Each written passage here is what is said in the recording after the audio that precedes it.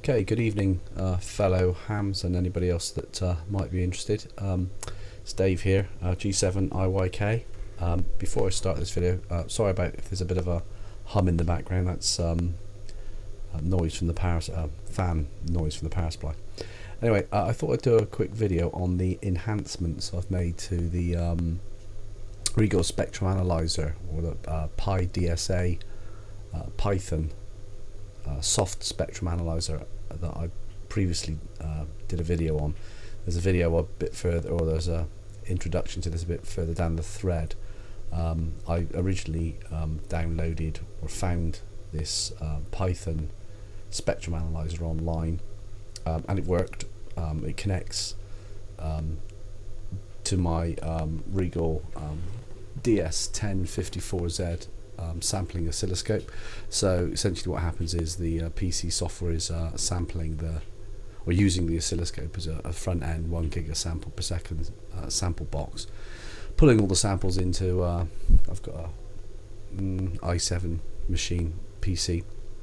It does scaling FFTs and bits and bobs on it, and then essentially gives you a 400 megahertz spectrum analyzers, which is insanely useful if you're doing any sort of RF work. So the original script worked, but it wasn't all that useful in that it wasn't calibrated at all, and which meant it was only useful for relative levels. Also, even when you did calibrate it, as soon as you changed the sort of volts per div on the oscilloscope, that would screw all the any calibration you'd previously done.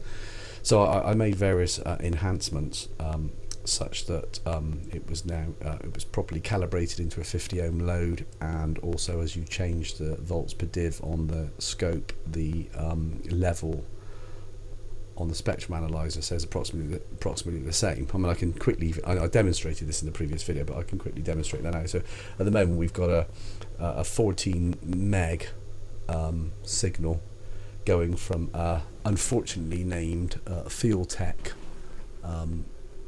signal generator. I'll put the actual number of the signal generator up. It's not written on the front panel for some strange reason, but it's a cheap sort of direct digital synthesis signal generator, which runs up to about, I think it's 50 or 60 meg. It's pretty basic. Anyway, it's outputting 14 meg at the moment into the scope. The scope's providing like a full screen sine wave, and it's calibrated so the spectrum analyzer is displaying that 0 dBm. So if I you have to bear with me because obviously I can't see both. If I change the scaling on the scope, as we can see down and down, the level on, so I'm changing it. We're now at 20 millivolts per division. 500 millivolts per division, 200 millivolts per division, and 100 millivolts per division, and the spectrum analyzer stays rock solid. Okay, all good. So what this video is going to show is some of the features that I've added, which I've added to this spectrum analyzer in order to develop my Whisper or WSPR beacon, standalone beacon with RFPA and output filtering, which was shown on a previous thread, or at least the link to the write-up was shown on a previous thread. So I'm going to do basically three things with this video, which was shown in the Whisper, on the Whisper thread, which is to do characterize a 20 meter filter, and then show the output of the my Whisper beacon PA without the filter, and then with the filter, using this spectrum analyzer to show how kind of like useful it is. So so one of the first, I'll go through some of the features I've added. I hope all this is making sense. It's quite difficult to explain. One of the first things I added to this spectrum analyzer, which is really useful and is generally available on sort of commercial spectrum analyzers, and I use all the time, is peak and delta hold. So it's easier just to demonstrate. So at the moment we've just got a signal here, and we can see that it's kind of, this peak's sitting at 0 dBm, but and we can also see the second harmonic over here on the right hand side, but we don't really know, apart from sort of eyeballing it, what the difference between the two is, because that's quite important. So if I hit this peak delta marker button up here that I've added in, so the first time I hit it, I get a peak which has appeared up here, sort of in towards the center of the screen. It's showing about 0.19, something like that, of a dBm, so roughly sort of 0. And I could tweak the yeah, I could I could tweak it down a little bit and make it a little bit more accurate. I was fiddling around earlier. Yeah, so that's roughly 0 dBm where it should be. Okay, so that's about 0 dBm on the fundamental. Now if I hit the delta marker, if I hit the button again, I get a delta marker, which is kind of floating about with my cursor here. So wherever I place the cursor on the screen, I get it. Obviously at the moment it's floating down at the bottom here, and as I move it up and down, this delta goes up and down like this. So the idea is you go over here, hover over this second harmonic, and it will tend to snap to the peak. That's the way I've kind of written the script. So if we get it kind of on the peak there, and I hit the right hand mouse button, it goes delta locked, which allows me to regain control of my mouse, so I can go and push other buttons and do other things. So that delta marker will sit on that peak. You can see that the so this lower number here is the actual peak value at minus 53.4-ish dBm, and then this up here under the delta locked icon is in dBc. So as we know, the dBc is the relative level between the peak and between the two peaks, between the peak up here and the delta marker down here. So the difference between approximately 0 dBm and minus 53. So it's displaying a relative level of about, well, obviously it's moving, but minus 53, minus 54 dBc. So yeah, that's quite useful. If I hit the delta marker button again, then there go, disappear. If I hit it again, so I get a peak. Okay, so I've got a peak and a delta marker. That's really, really useful. Now I'll just show the second kind of significant feature I've added to this, which I've implemented a tracking generator. If I was to buy a spectrum analyzer, personally I wouldn't buy a spectrum analyzer that didn't have a tracking generator. Just to I ought to say what a tracking generator is, I suppose. On a spectrum analyzer, if you've got a tracking generator, what that basically does is provide a swept output frequency, so you could connect a filter between the output of the tracking generator and the input of the spectrum analyzer, and that will give you a filter response. So it will sweep between a start point and an end point, and then record the output level at that frequency. So the tracking generator will sweep, from say this 3 meg to 30 meg, as I've got it set up here, and the spectrum analyzer would display the level in dBm or whatever you've got it set up for at that frequency. So you can characterize a filter, and that's kind of like really useful. When I looked at tracking generated spectrum analyzer with tracking generators, are about £1,000 and upwards, minimum of £1,000. Actually probably a bit more than that, maybe about 1,300. So I didn't really want to spend that, so I decided to implement it in this script. So what we do, how we get, so basically what I've got is I've got this frequency generator also coupled to the PC. So I've got this field text 60 meg frequency generator coupled to the PC. Obviously the scope's already coupled to the PC, and then I'm using the PyDSA Python-based spectrum analyzer not only to control the oscilloscope in order to provide a spectrum analyzer, but also to control the signal generator to provide a swept source, if that makes sense. It's easier to demonstrate than it is to explain. So first of all, I select the COM port of the. Unfortunately, with this particular signal generator, it's a bit crude. So whenever you plug it into a different USB port on the PC, it'll tend to come up as a different COM port. So anyway, at the moment it happens to be COM port 12. So I select COM port 12. Okay, that's good. And then I just hit tracking. So if I hit tracking, it says it's opened the serial port. Hit OK. and off it goes. The peak marker is still on, as you see, so it's sweeping from 3 megahertz over on the left hand side, approximately 0 dBm, and it's sweeping up to 30 megahertz. Now this is a 20 meter filter, so it would expect it to start rolling off at about 14 meg. So the moment it's relatively flat. We've got a bit of ripple on it. I mean, this is not perfect, but it's a pretty good indication what's going on. So right, we're hit about 14 meg now. So here it goes. It's rolling off as you expect a filter to roll off. I've implemented some AGC on this. You can't really see it on the scope, but in order to maintain sensitivity, as the power level drops, obviously what tends to happen is the scope signal becomes smaller and smaller and smaller, so it automatically increases the volts per div on the scope as the signal level drops in order to maintain signal level. You can't, it's transparent from the point of view of the spectrum analyzer, but otherwise you end up, it just all falls to pieces. There. So that is the response of the R20 meter filter. So it's gone over to about, so where are we here? This is about 0 dBm, so it's 3 dB. We got the cursor displays the frequency and the power level over on the right hand side. So if we find the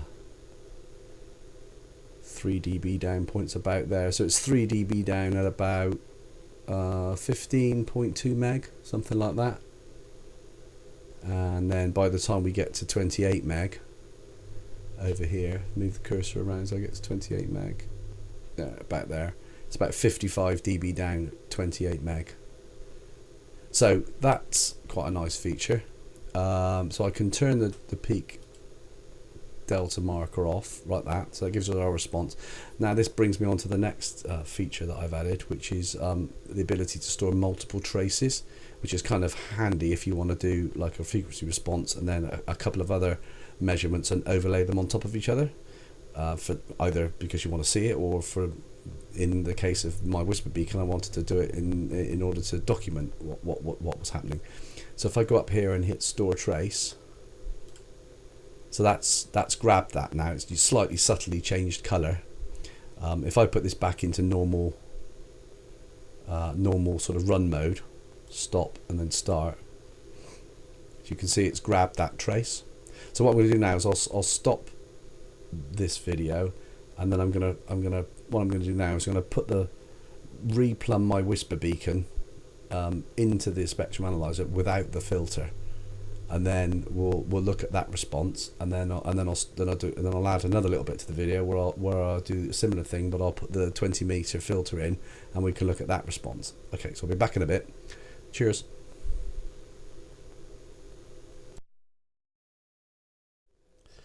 Okay guys, right, I'm back again.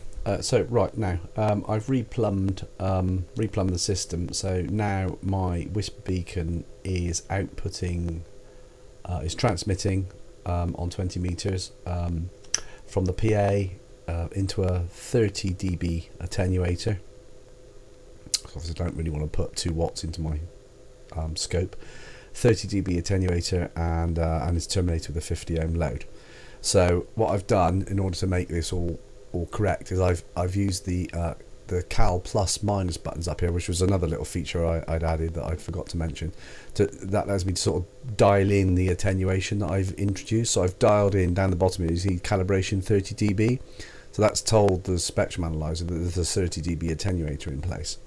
So if we look up here now, I've got the peak marker set, and it's displaying about 32.23 dB. So that's the true output power of the PA. I'm getting about 32 dBm out of the PA, which is kind of about like what, a little shy of a couple of watts. 33 dBm would be a couple of watts. 30 dBm a watt. So it's about 1.7, 1.8 watts, something like that. Whatever. If I add the delta marker, and oh, sorry. End of the whisper transmission. Hang on, give it a few seconds. Right, coming back on now. Right, sorry, the whisper transmission finished after 110 seconds. So if I hover this over the top of my, oops, sorry, there we go, lock it. So as we can see, I've got a pretty poor, there's no filter in place. This is just straight out of the PA. So I've got my second harmonic is minus 20 dB down, or minus 20 dBc, which is not terribly good at all. So what I'll do, if I turn those markers off and we do a store, so that's grabbed that in red. What I'll do now is I'll come back in a minute with the filter in place. Okay, so I'll be back in a minute. Cheers. Okay guys, back again. Right, so now what we've got is the same setup as I had the second time, but I've now got the 20 meter filter in circuit. So now we can see that the peak is still sitting at around 31.8, 32 dBm as it did before, obviously because the filter response here is not affecting the fundamental, which is what we want. Then we got the filter roll off all the way down here, and we can now see, you can see that the floor has dropped, and we can also see more importantly that the delta marker, I didn't have to touch this, all I did was just turn the delta marker back on, because obviously the second harmonic hasn't moved in frequency. The second harmonic is now sitting at about minus 50 dBc, so it's dropped by 35 dB over the non-filter case. So with a second harmonic at about minus 50 dBc, that's a much more. I would kind of like my second harmonic to be sort of down at least 45 dBc. That seems reasonable. I'm not then transmitting nasty harmonics all the way up the band, and obviously that's the second harmonic, and further harmonics are going to be suppressed even further into the noise floor. So now if I press stored trace again, if I turn off my, hang on, bear with me 1 second, if I turn off my whisper beacon, turn the marker off. So now we've got, stop that. So now we've got 3 traces. We've got a yellow, we've got an orange trace, which is the actual, actually what I could do, if I start that and then take the level right down to get rid of that trace. Okay, and stop it. So all I've done is I've just wound the active trace, the current sampling trace off the bottom of the screen. So we've got 3 traces. We've got the orange line, which is the filter response. We've got the we've got the red trace, which was the unfiltered response, and then we got the yellow trace, which is the filtered response. And we can clearly see the most important factor here, which is the second harmonic, is 10, 20, nearly 30 dB down, from down to minus 50 dBc. So I think that pretty much covers everything. What I've done is, on a more practical note, this is all written in Python, this analyzer, and there are a lot of different, well, not a lot, but there are a handful of sort of libraries, Python-y based things, not to mention actually having the Python interpreter as well in order to get this to go. So what I've done is I've did a bit of research and found out how to essentially create a standalone Python executable. So it's what it does is it wraps everything that's required for the Python script up into a kind of like a standard Windows.exe file, and puts everything that Python needs into a directory. So that the upshot is that you can take that directory with that executable in it, and you can run it on any PC without having to have any Python interpreters or any Python based libraries or anything. It's all kind of self-contained.